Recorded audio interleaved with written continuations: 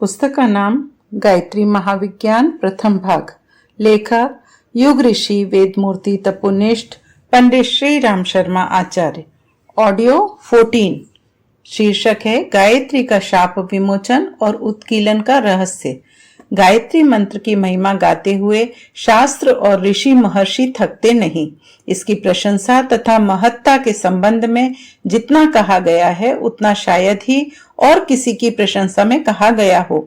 प्राचीन काल में बड़े बड़े तपस्वियों ने प्रधान रूप से गायत्री की ही तपश्चर्या करके अभिष्ट सिद्धियां प्राप्त की हैं।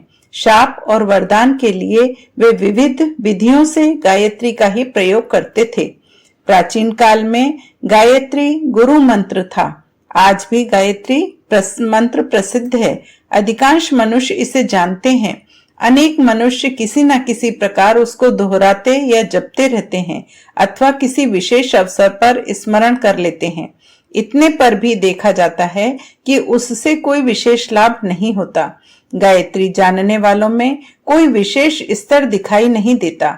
इस आधार पर यह आशंका होने लगती है कहीं गायत्री की प्रशंसा और महिमा में वर्णन करने वालों ने अत्युक्ति तो नहीं की। कई मनुष्य आरंभ में उत्साह दिखाकर थोड़े ही दिनों में उसे छोड़ बैठते हैं। वे देखते हैं कि इतने दिन हमने गायत्री की उपासना की पर लाभ कुछ ना हुआ, फिर क्यों इसके लिए समय बर्बाद किया जाए। कारण यह है कि प्रत्येक कार्य एक नियत विधि व्यवस्था द्वारा पूरा होता है। चाहे जिस काम को चाहे जिस प्रकार करना आरंभ कर दिया जाए तो अभीष्ट परिणाम नहीं मिल सकता। मशीनों द्वारा बड़े बड़े कार्य होते हैं पर होते तभी हैं जब वे उचित रीति से चलाई जाएं। यदि कोई अनाड़ी चलाने वाला मशीन को यूं ही अंधाधुंध चालू कर दे तो लाभ होना तो दूर, उल्टे कारखाने के लिए तथा चलाने वाले के लिए संकट उत्पन्न हो सकता है। मोटर तेज दौड़ने वाला वाहन है, उसके द्वारा एक एक दिन में कई सौ मील की यात्रा सुखपूर्वक की जा सकती है।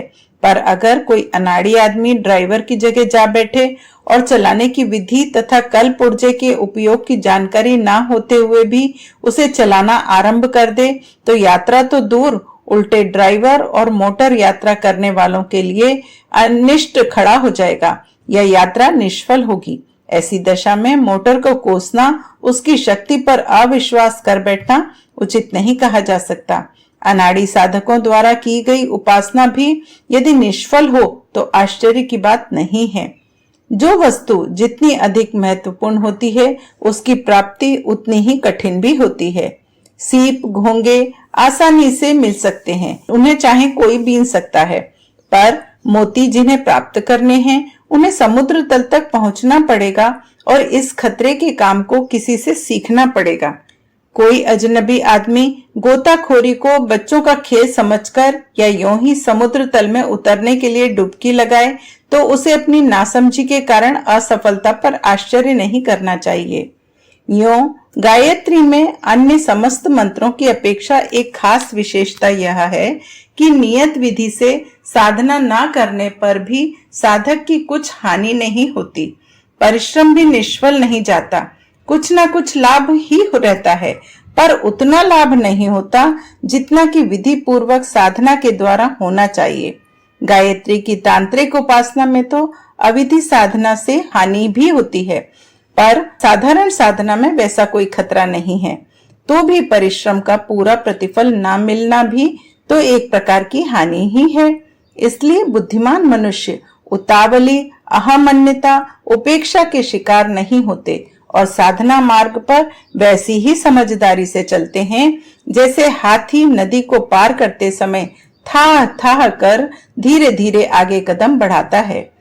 कुछ औषधियां नियत मात्रा में लेकर नियत विधि पूर्वक तैयार करके रसायन बनाई जाएं तो नियत मात्रा में नियत अनुपात के साथ रोगी को सेवन कराई जाए तो आश्चर्यजनक लाभ होता है।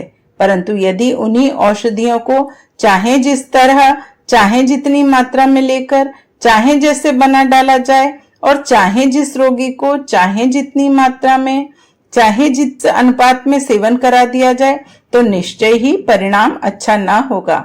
वे औषधियां जो विधि पूर्वक प्रयुक्त होने पर अमृतोपम लाभ दिखाती थीं, अविधि पूर्वक प्रयुक्त होने पर निरर्थक सिद्ध होती हैं। ऐसी दशा में उन औषधियों को दोष देना न्याय संगत नहीं कहा जा सकता। गायत्री साधना भी यदि अविधि पूर्वक की गई है तो वैसा लाभ नहीं दिखा सकती जैसा कि विधि पूर्वक साधना से होना चाहिए। पात्र कुपात्र कोई गायत्री शक्ति का मनमाना प्रयोग ना कर सके, इसलिए कलयुग से पूर्व ही गायत्री को कीलित कर दिया गया है। जो उसका उत्कीलन जानता है वही लाभ उठा सकता है। बंदूक का लाइसेंस सरकार उन्हीं को देती है जो उसके पात्र हैं। परमाणु बम का रहस्य थोड़े से लोगों तक सीमित रखा गया है ताकि हर कोई उसका दुरुपयोग ना कर डाले। कीमती खजाने की तिजोरियों में बढ़िया चोर ताले लगे होते हैं ताकि अनधिकारी लोग उसे खोल न सकें। इसी आधार पर गायत्री को कीलित किया गया है कि हर कोई उससे अनुपयुक्त प्रयोजन सिद्ध ना कर सके। पुराणों में ऐसा उल्लेख मिलता है कि एक बार गायत्री को वशिष्ठ और विश्वामित्र ऋषियों ने शाप दिया कि उसकी साधना निष्फल होगी। इतनी बड़ी शक्ति के निष्फल होने से हाहाकार मच गया। तब देवताओं ने प्रार्थना की कि इन शापों का विमोचन होना चाहिए। अंत में ऐसा मार्ग निकाला गया कि जो शाप विमोचन की विधि पूरी करके गायत्री साधना करेगा उसका प्रयत्न सफल होगा और शेष लोगों का श्रम निरर्थक जाएगा। इस पौराणिक उपाख्यान में एक भारी रहस्य छिपा हुआ है जिसे न जानने वाले केवल शाप मुक्ता भाव मंत्रों को दोहराकर यह मान लेते हैं कि हमारी साधना शाप मुक्त हो गई। वशिष्ठ का अर्थ है विशेष रूप से श्रेष्ठ। गायत्री साधना में जिन्होंने विशेष रूप से श्रम किया है, जिसने 1.25 करोड़ जप किया होता है, उसे वशिष्ठ पदवी दी जाती है। रघुवंशियों के कुल गुरु सदा ऐसे ही वशिष्ठ पदवीधारी होते थे। रघु, अज, दिलीप, दशरथ, राम, लवकुश आदि इन 6 पीढ़ियों के गुरु एक वशिष्ठ नहीं बल्कि अलग अलग थे, पर उपासना के आधार पर इन सभी ने वशिष्ठ पदवी को प्राप्त पाया था। वशिष्ठ का शाप मोचन करने का तात्पर्य यह है कि इस प्रकार के वशिष्ठ से गायत्री साधना की शिक्षा लेनी चाहिए। उसे अपना पथ प्रदर्शक नियुक्त करना चाहिए। कारण है कि अनुभवी व्यक्ति ही यह जान सकता है कि मार्ग में कहाँ कहाँ कठिनाइयां आती हैं और उनका निवारण कैसे किया जा सकता है।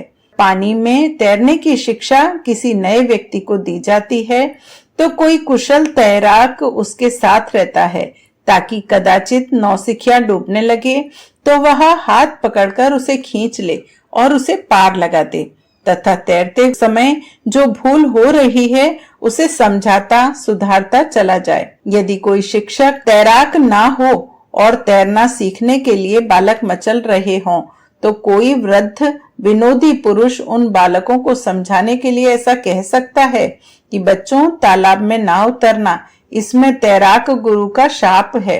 बिना गुरु का शाप मुक्त हुए तैरना सीखोगे तो वह निष्फल होगा। इन शब्दों में अहंकार तो है, शाब्दिक अत्युक्ति भी इसे कह सकते हैं, पर तथ्य बिल्कुल सच्चा है। बिना शिक्षक की निगरानी के तैरना सीखने की कोशिश करना एक दुस्साहस ही है। 1.25 करोड़ जप की साधना करने वाले गायत्री उपासक वशिष्ठ की संरक्षता प्राप्त कर लेना ही वशिष्ठ शाप मोचन है। इससे साधक निर्भय निधड़क अपने मार्ग पर तेजी से बढ़ता चलता है। रास्ते की कठिनाइयों को वह संरक्षक दूर करता चलता है, जिससे नए साधक के मार्ग की बहुत सी बाधाएं अपने आप दूर हो जाती हैं और अभिष्ट उद्देश्य तक जल्दी ही पहुंच जाता है। गायत्री को केवल वशिष्ठ का ही शाप नहीं, एक दूसरा शाप भी है, वह है विश्वामित्र का। इस रत्न कोश पर दोहरे ताले जड़े हुए हैं ताकि अधिकारी लोग ही खोल सकें और ले भागु, जल्दबाज, अश्रद्धालु, हरामखोरों की दाल ना गलने पाए। विश्वामित्र का अर्थ है संसार की भलाई करने वाला परमार्थी, उदार, सत्पुरुष, कर्तव्यनिष्ठ। गायत्री का शिक्षक केवल वशिष्ठ गुण वाला होना ही पर्याप्त नहीं है, वरन उसे विश्वामित्र भी होना चाहिए। कठोर साधना और तपश्चर्या द्वारा बुरे स्वभाव के लोग भी सिद्धि प्राप्त कर लेते हैं। रावण वेद पाठी था, उसने बड़ी बड़ी तपश्चर्याएं करके आश्चर्यजनक सिद्धियां भी प्राप्त की थी। इस प्रकार वह वशिष्ठ पदवीधारी तो कहा जा सकता है, पर विश्वामित्र नहीं, क्योंकि संसार की भलाई के, धर्माचार्य एवं परमार्थ के गुण उसमें नहीं थे। स्वार्थी, लालची तथा संकीर्ण मनोवृत्ति के लोग चाहे कितने ही बड़े सिद्ध क्यों न हों, शिक्षण किए जाने योग्य नहीं। यही दोहरा शाप विमोचन है, जिसने वशिष्ठ और विश्वामित्र गुण वाला पथ प्रदर्शक गायत्री गुरु प्राप्त कर लिया, उसने दोनों शापों से गायत्री को छुड़ा लिया। उनकी साधना वैसे ही फल उपस्थित करेगी जैसा कि शास्त्रों में वर्णित है। यह कार्य सरल नहीं है, क्योंकि एक तो ऐसे व्यक्ति ही मुश्किल से मिलते हैं जो वशिष्ठ और विश्वामित्र गुणों से संपन्न हो। यदि मिले भी तो हर किसी का उत्तरदायित्व अपने ऊपर लेने को तैयार नहीं होते, क्योंकि उनकी शक्ति और सामर्थ्य सीमित होती है और उससे वे कुछ थोड़े ही लोगों की सेवा कर सकते हैं। यदि पहले से ही उतने लोगों का भार अपने ऊपर लिया हुआ है तो अधिक की सेवा करना उनके लिए कठिन है। स्कूलों में एक अध्यापक प्रायः 30 की संख्या तक विद्यार्थी पढ़ा सकता है। यदि वह संख्या 60 हो जाए तो ना तो अध्यापक पढ़ा सकेगा, ना बालक पढ़ सकेंगे। इसलिए ऐसे सुयोग्य शिक्षक सदा ही नहीं मिल सकते। लोभी, स्वार्थी और ठग गुरुओं की कमी नहीं, जो 2 रुपया गुरु दक्षिणा लेने के लोभ से चाहे किसी के गले में कंठी बांध देते हैं। ऐसे लोगों को पथ प्रदर्शक नियुक्त करना एक प्रवंचना और विडंबना मात्र है। गायत्री दीक्षा गुरुमुख होकर ली जाती है, तभी फलदायक होती है। बारूद को जमीन पर चाहे जहां फैलाकर उसमें दिया सलाई लगा दी जाए तो वह मामूली तरह से जल जाएगी, पर उसे ही बंदूक में भरकर विधि पूर्वक प्रयुक्त किया जाए तो उससे भयंकर शब्द के साथ एक प्राणघातक शक्ति पैदा होगी।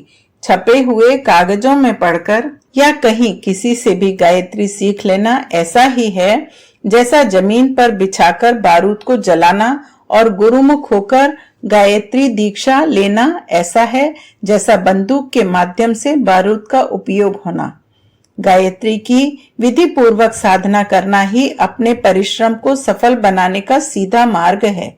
इस मार्ग का पहला आधार ऐसे पथ प्रदर्शक को खोज निकालना है जो वशिष्ठ और विश्वामित्र गुण वाला हो और जिसके संरक्षण में शाप विमोचन गायत्री साधना हो सके। ऐसे सुयोग्य संरक्षक सबसे पहले यह देखते हैं कि साधक की मनोभूमि, शक्ति, सामर्थ्य, रुचि कैसी है। उसी के अनुसार वे उसके लिए साधना विधि चुनकर देते हैं। अपने आप विद्यार्थी यह निश्चित नहीं कर सकता है कि मुझे किस क्रम से क्या क्या पढ़ना चाहिए। इसे तो अध्यापक ही जानता है कि वह विद्यार्थी किस कक्षा की योग्यता रखता है और इसे क्या पढ़ाया जाना चाहिए।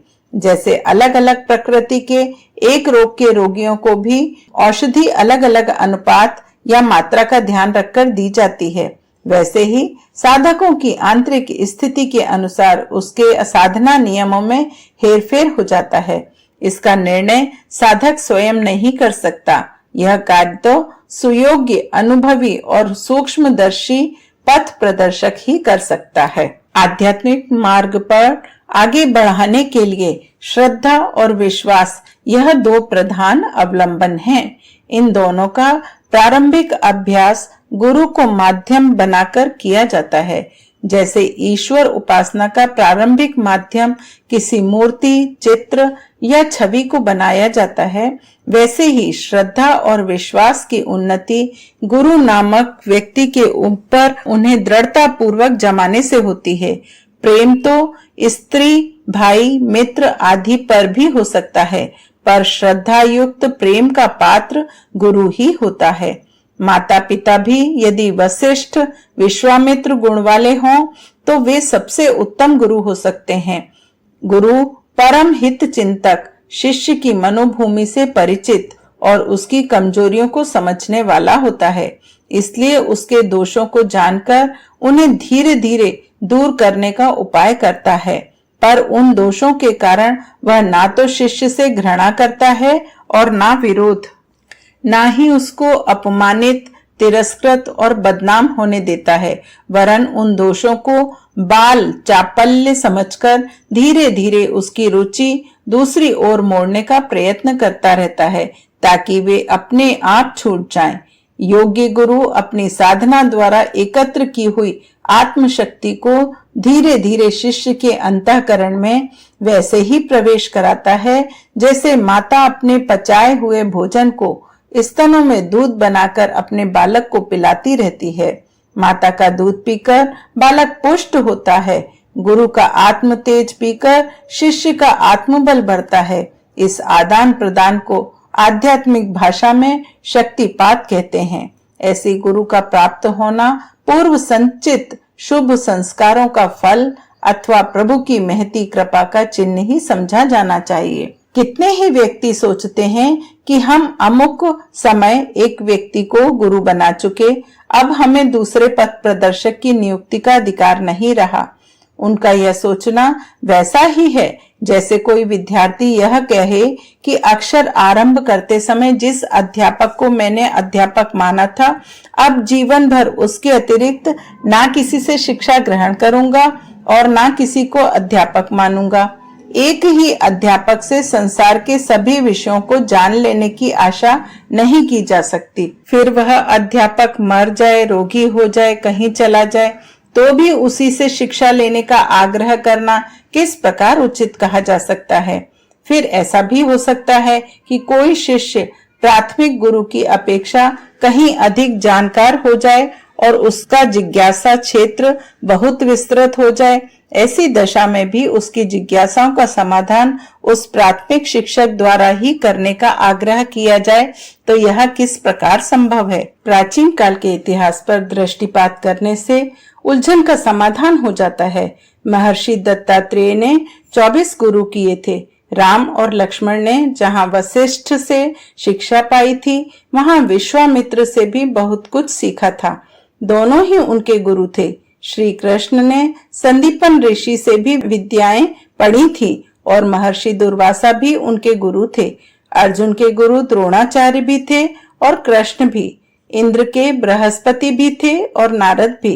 इस प्रकार अनेकों उदाहरण ऐसे मिलते हैं जिनसे प्रकट होता है कि आवश्यकता अनुसार एक गुरु अनेक शिष्यों की सेवा कर सकता है और एक शिष्य अनेक गुरुओं से ज्ञान प्राप्त कर सकता है। इसमें कोई ऐसा सीमा बंधन नहीं है जिसके कारण एक के उपरांत किसी दूसरे से प्रकाश प्राप्त करने में प्रतिबंध हो। वैसे भी एक व्यक्ति के कई पुरोहित होते हैं। ग्राम्य पुरोहित, तीर्थ पुरोहित और कुल पुरोहित, राष्ट्र पुरोहित, दीक्षा पुरोहित आदि। जिसे गायत्री साधना का पथ प्रदर्शक नियुक्त किया जाता है वह साधना पुरोहित या ब्रह्म पुरोहित है। ये सभी पुरोहित अपने अपने क्षेत्र, अवसर और कार्य में पूछने योग्य तथा पूजने योग्य हैं। वह एक दूसरे के विरोधी नहीं वरन पूरक हैं। 24 अक्षरों का गायत्री मंत्र सर्व प्रसिद्ध है। उसे आजकल शिक्षित वर्ग के सभी लोग जानते हैं। फिर भी उपासना करनी है, साधना जन्य लाभों को लेना है तो गुरुमुख होकर गायत्री दीक्षा लेनी चाहिए। वशिष्ठ और विश्वामित्र का शाप विमोचन करके कीलित गायत्री का उत्कीलन करके साधना करनी चाहिए। गुरुमुख कर गायत्री दीक्षा लेना एक संस्कार है। उसमें उस दिन गुरु शिष्य दोनों को उपवास रखना पड़ता है। शिष्य चंदन, अक्षत, धूप, दीप, पुष्प, नैवेद्य, अन्न, वस्त्र, पात्र, दक्षिणा आदि से गुरु का पूजन करता है। गुरु शिष्य को मंत्र देता है और पथ प्रदर्शन का भार अपने ऊपर लेता है। इस ग्रंथि बंधन के उपरांत अपने उपयुक्त साधना निश्चित करा के जो शिष्य श्रद्धा पूर्वक आगे बढ़ते हैं वे भगवती की कृपा से अपने अभिष्ट उद्देश्य को प्राप्त कर लेते हैं। जब से गायत्री की दीक्षा ले ली जाए तब से लेकर जब तक पूर्ण सिद्धि प्राप्त न हो जाए तब तक साधना गुरु को अपनी साधना के समय समीप रखना चाहिए। गुरु का प्रत्यक्ष रूप से सदा साथ रहना तो संभव नहीं हो सकता, पर उनका चित्र शीशे में मढ़वाकर पूजा के स्थान पर रखा जा सकता है और गायत्री संध्या, जप, अनुष्ठान या कोई और साधना आरंभ करने से पूर्व उस चित्र का पूजन धूप, अक्षत, नैवेद्य, पुष्प, चंदन आदि से कर लेना चाहिए। जहाँ चित्र उपलब्ध ना हो वहां एक नारियल को गुरु के प्रतीक रूप में स्थापित कर लेना चाहिए। एकलव्य भील की कथा प्रसिद्ध है कि उसने द्रोणाचार्य की मिट्टी की मूर्ति स्थापित करके उसी को गुरु माना था और उसी से पूछकर बाण विद्या सीखता था। अंत में वह इतना सफल धनुर्धारी हुआ कि पांडवों तक को उसकी विशेषता देखकर आश्चर्यचकित होना पड़ा था। चित्र या नारियल के माध्यम से गुरु पूजा करके तब जो भी गायत्री साधना आरंभ की जाएगी वह शाप मुक्त तथा उत्कीलित होगी।